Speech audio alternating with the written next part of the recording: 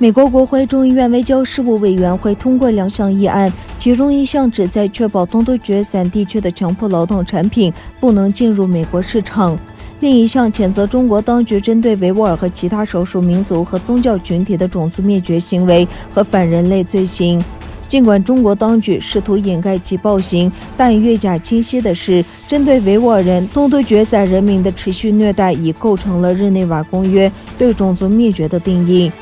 众议院外务委员会主席、来自纽约州的民主党人格雷格里米克斯在委员会审议会议上发言说，防止强迫维吾尔人劳动法为委员会的回应进一步增加了实际威力。米克斯众议院继续说，这项法案将禁止从东突厥3进口货物和商品，并对中国少数民族执行强迫劳动的官员施加制裁，同时呼吁制定外交战略应对该地区强迫劳动的问题。该委员会首席共和党成员、来自德克萨斯州的迈克尔·麦考尔在审议会致辞时出示了一张照片，并说道，这正是现在正式发生的中国景象。你现在看到荧幕上的这张照片显示了种族灭绝的恐怖真相。麦考尔说，数百名维吾尔人被带下火车，戴上镣铐蒙上眼睛，被带进拘留营。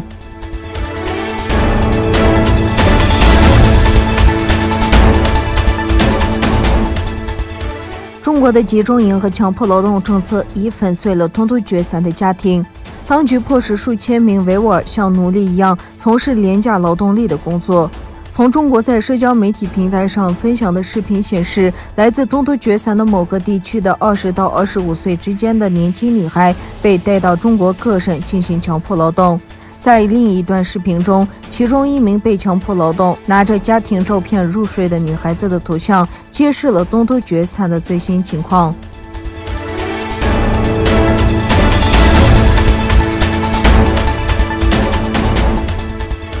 台湾跨党派立法委员会成立台湾国会维吾尔连线，响应世界民主同盟国家谴责中共侵害维吾尔人权。由台湾无党籍立法委员会林昶佐发起，已获得30多名跨党派立法委员会参与的台湾国会维吾尔连线，23日在台湾立法院宣告成立。他们高举手中字板，高喊人权台湾、自由维吾尔、抵制新疆棉口号。世界维吾尔大会主席多鲁坤埃沙通过视频致辞时指出，中国以骇人听闻的方式破坏维吾尔人，感谢台维连线让更多人关注此事。过去他曾在2006年访问台湾，然而2009年中国施压后，他就无缘再访台湾，盼未来有机会再次来台。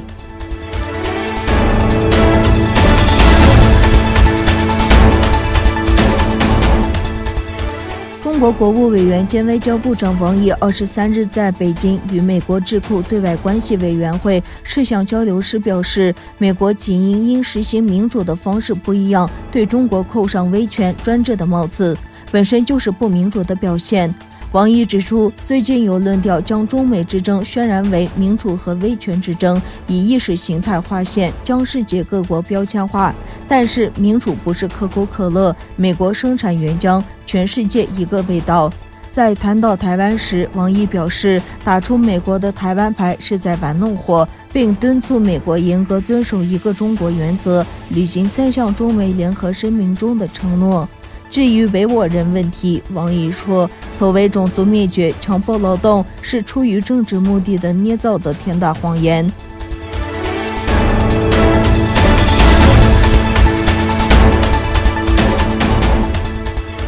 美国总统拜登24日认定，第一次世界大战期间奥斯曼帝国境内大批亚美尼亚人惨遭杀害事件为种族灭绝。拜登当天在一份声明中说，美国人民向所有在106年前的今天开始的种族灭绝中丧生的亚美尼亚人致以敬意。他还表示，美方此举不是为了指责一方，而是为了确保已发生的事件不再重演。拜登是首位认定该事件为种族灭绝的美国总统。在拜登之前的2位美国总统特朗普和奥巴马在就职后的声明中都使用了亚德里亚海德莫茨一词，在亚美尼亚语中的意为大灾难。